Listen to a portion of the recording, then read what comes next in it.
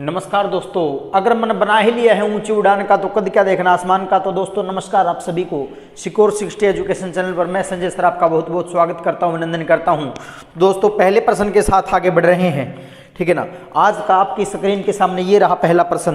पहला प्रश्न है सबसे चमकीला ग्रह है, ठीक है। प्रश्न नंबर 1 है सबसे चमकीला ग्रह है। ये आपके सामने प्रश्न है दोस्तों, सबसे चमकीला ग्रह कौन सा है, ठीक है ना। ये आपके सामने प्रश्न है। तो इसका ऑप्शन नंबर 1 आंसर आपको देने हैं। सबसे पहले शुक्र है, ऑप्शन नंबर जो बी है वो बृहस्पति, ऑप्शन नंबर जो सी है आपके सामने वो बुध है, और ऑप्शन नंबर 4 है वो पृथ्वी।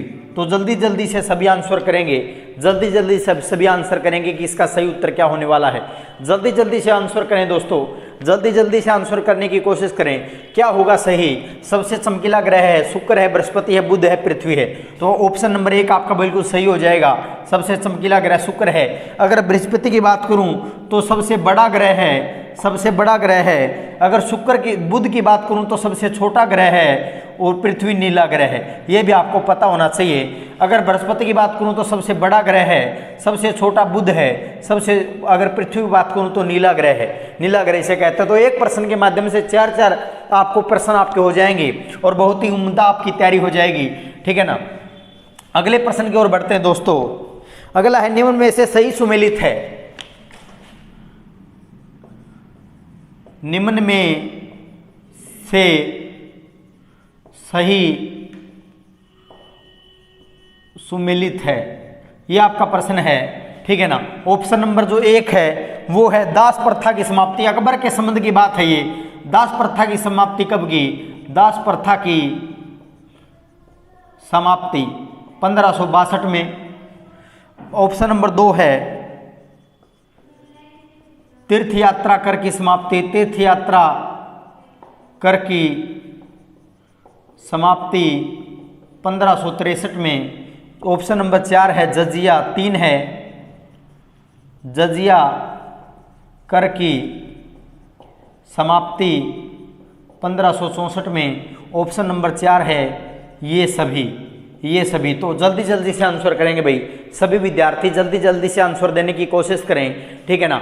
निम्न में से सही सुमेलित है। दास प्रथा की समाप्ति अकबर ने कब की? 1562 में। तीर्थ यात्रा कर की समाप्ति 1563 में। जजिया कर की समाप्ति 1564 में। कौन सा सही है? जल्दी जल्दी से आंसर करें सभी बच्चों, ठीक है ना। एक दूसरे का देखे नहीं, जल्दी जल्दी स्वयं का उत्तर देने की कोशिश करें। तो क्या हो जाएगा? ऑप्शन डी हो जाएगा, ये सभी आएगा भाई, ठीक है ना। ये सभी आएगा कि अकबर ने दास प्रथा की समाप्ति 1562 में की थी, तीर्थ यात्रा करके समाप्ति 1563 में की थी, ठीक है, और जजिया करके समाप्ति 1564 में की थी। भारत की प्रथम महिला राज्यपाल थी। प्रश्न नंबर अगला है भारत की प्रथम महिला राज्यपाल थी। ये आपका क्वेश्चन है। ऑप्शन नंबर 1 है Sucheta Kripalani, Sucheta Kripalani answer option number 1 है। ऑप्शन नंबर 2 है किरण बेदी, किरण बेदी। ऑप्शन नंबर जो 3 है वो है सरोजिनी नायडू, सरोजिनी नायडू, और ऑप्शन नंबर 4 है इंदिरा गांधी, इंदिरा गांधी। जल्दी जल्दी से आंसर करेंगे भाई सभी बच्चे, जल्दी जल्दी से कमेंट सेक्शन में उत्तर करें। किसका कौन सा सही, कौन सही दे पाता है, देखते हैं कौन फर्स्ट आता है कौन लास्ट आता है। भारत की प्रथम महिला राज्यपाल थी तो सबसे पहले सुचेता कृपलानी है। तो ये प्रथम भाई सीएम थी, भारत की प्रथम सीएम किसी भी राज्य की बात है उत्तर प्रदेश की, उत्तर प्रदेश की प्रथम सीएम थी, उत्तर प्रदेश की प्रथम मतलब महिला मुख्यमंत्री बनी। किरण बेदी प्रथम आईपीएस थी, इंडियन पुलिस सर्विस प्रथम आईपीएस। सरोजिनी नायडू थी प्रथम राज्यपाल। तो ऑप्शन नंबर सी आपका बिल्कुल सही है। और इंदिरा गांधी की तो भारत की पहली महिला प्रधानमंत्री थी, पहली पीएम महिला प्रधानमंत्री थी, ठीक है ना। तो ये आपका आंसर हो जाएगा। अगले पे चलते हैं, नेक्स्ट की ओर बढ़ते हैं दोस्तों। नेक्स्ट की ओर बढ़ते हैं हम लोग, नेक्स्ट प्रश्न की ओर बढ़ते हैं। भारत की सबसे ऊंची मीनार कौन सी है? प्रश्न है भारत की सबसे ऊंची मीनार, ऊंची मीनार आपको बताना है। ऑप्शन नंबर जो 1 है वो आपका है कंचनजंगा, कंचनजंगा ऑप्शन नंबर 1 है। ऑप्शन नंबर जो 2 है वो है statue of unity, statue of unity.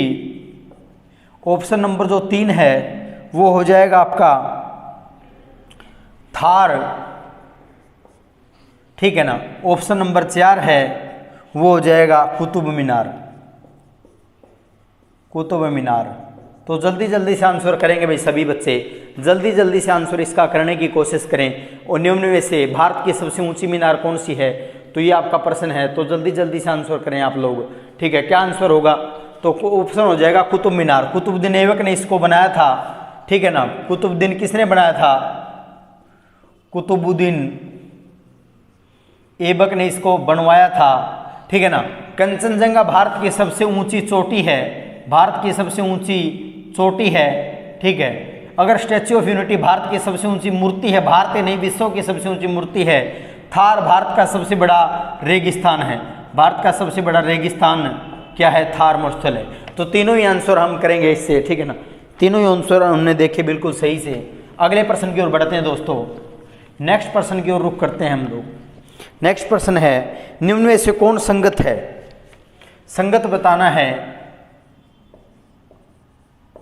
निम्न में से कौन संगत है, संगत है की पहचान करनी है। यहां पर दिए गए हैं नाम और यहां पर समाधि स्थल, समाधि स्थल दिए गए हैं। ये पहले सुमेलित करना है, कौन सा सही है बताना है। महात्मा गांधी की बात करूं, सबसे पहले है महात्मा गांधी, इनका है राजघाट, राजघाट। ऑप्शन नंबर 2 है लाल बहादुर शास्त्री, लाल बहादुर शास्त्री के समाधि स्थल को क्या कहते हैं हम, तो ऑप्शन आपका विजय घाट, विजय घाट। ऑप्शन नंबर 3 है राजीव गांधी, राजीव गांधी। और ऑप्शन है वीरभूमि, वीरभूमि, ठीक है ना। ये पहला ऑप्शन, ये दूसरा ऑप्शन, ये तीसरा ऑप्शन और ये चौथा ऑप्शन आपका, ठीक है। चौथा ऑप्शन है ये सभी भाई सब सुमेलित हैं, ये सभी सुमेलित हैं। तो जल्दी जल्दी से आंसर करें भाई सभी बच्चे, देखते हैं किसका सही होता है, ठीक है ना। निम्न में से कौन संगत है, महात्मा गांधी, राजघाट, लाल बहादुर शास्त्री, विजय घाट, राजीव गांधी, वीरभूमि। तो कौन सा सुमेलित है ये आपको बताना है। तो ये सभी आंसर हो जाएगा, ये सभी इसका आंसर हो जाएगा, सही आंसर है ये सभी। यानी कि महात्मा गांधी के समाधि स्थल को हम क्या कहते हैं, राजघाट कहते हैं, लाल बहादुर शास्त्री विजय घाट कहते हैं और राजीव गांधी वीरभूमि कहते हैं। तो ये सभी आंसर हो जाएगा भाई, ये सभी इसका आंसर है, ये सभी इसका क्या है, आंसर है। नेक्स्ट प्रश्न की ओर बढ़ते हैं हम लोग। अगला प्रश्न आपका है, नेक्स्ट प्रश्न है, संविधान की 8वीं अनुसूची में कितनी भाषाएं हैं। प्रश्न है आपका, संविधान की 8वीं अनुसूची में कितनी भाषाएं हैं, ये आपका प्रश्न है भाई। ऑप्शन नंबर 1 आपका है 14, ऑप्शन नंबर 2 है 22, ऑप्शन नंबर 3 है आपका 3, ऑप्शन नंबर 4 है आपका 4 और ऑप्शन नंबर 5 भी कर देता हूं मैं 1। बताओ शाबाश, जल्दी जल्दी से आंसर करेंगे इसके, जल्दी जल्दी से आंसर करेंगे। संविधान की 8वीं अनुसूची में कितनी भाषाएं हैं, ये आपका प्रश्न है। तो 14, आपको पता होगा जब संविधान लागू हुआ 26 जनवरी 1950 को, तो उस टाइम कितनी भाषाएं थी, 14 भाषाएं थी। वर्तमान की पूछा है तो 22 हो जाएगा इसका आंसर। अब 3, 4 और 1 इनके संबंध में देखना है आपको, ठीक है ना। 1992 के अंदर बात है, 1992 की 71वां संवैधानिक संशोधन हुआ, 71वां, उसमें 3 भाषाएं जोड़ी गई थी। 3 भाषाएं जोड़ी गई थी, कौन सी, नमक, कौन सी, नेपाली मणिपुरी और कोंकणी, ये 3 भाषाएं जोड़ी गई। बात करूं मैं 2003 की तो 92वां संवैधानिक संशोधन हुआ और 4 भाषाएं जोड़ी गई। कौन कौन सी? बोडो, डोगरी, मैथिली और संथाली, ये 3 भाषाएं जोड़ी गई। मैथिली और संथाली, ये 3 भाषाएं जोड़ी गई। ठीक है, कितनी भाषाएं जोड़ी गई? ये 3 भाषाएं जोड़ी गई, मैथिली और संथाली। अगर बात करूं 5 की तो 1967 में 21वां संवैधानिक संशोधन होता है, एक भाषा जोड़ी गई। कौन सी? सिंधी जोड़ी गई। कौन सी भाषा जोड़ी गई? सिंधी जोड़ी गई। तो हमने यहाँ पर सभी देखा, ठीक है ना। अगर बात करूं मैं 26 जनवरी 1950 की, ठीक है ना, तो कितनी भाषाएं थी? 14 भाषाएं थी। 1992 में 71वां संवैधानिक संशोधन हुआ, 3 भाषाएं जोड़ी गई, नमक, नेपाली, मणिपुरी, कोंकणी। 2003 के अंदर 92वां संवैधानिक संशोधन, 4 जोड़ी गई, बोडो, डोगरी, मैथिली, संथाली। और बात करूं 1967 की तो 21वां संवैधानिक संशोधन, सिंधी भाषा जोड़ी गई। ठीक है ना। तो इस वीडियो में आज के लिए इतना ही दोस्तों।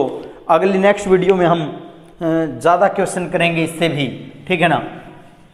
तो चैनल को हम देखते रहिए, सब्सक्राइब करिए सिक्योर 60 एजुकेशन को, अपने मित्रों के साथ वीडियो को शेयर किया करो, ज़्यादा से ज़्यादा वीडियो को शेयर किया करो। आज कमेंट सेशन में बताना, आज एक प्रश्न पूछ रहा हूँ आपसे कि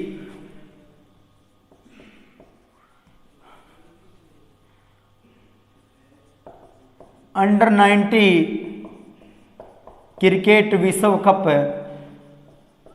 2022 का खिताब किसने जीता है? किसने जीता है? कमेंट सेशन में उत्तर करेंगे, ठीक है ना। आज का ये प्रश्न है, कमेंट सेशन में इसका उत्तर करके आप बताएंगे कि अंडर 19 क्रिकेट विश्व कप 2022 का खिताब किसने जीता।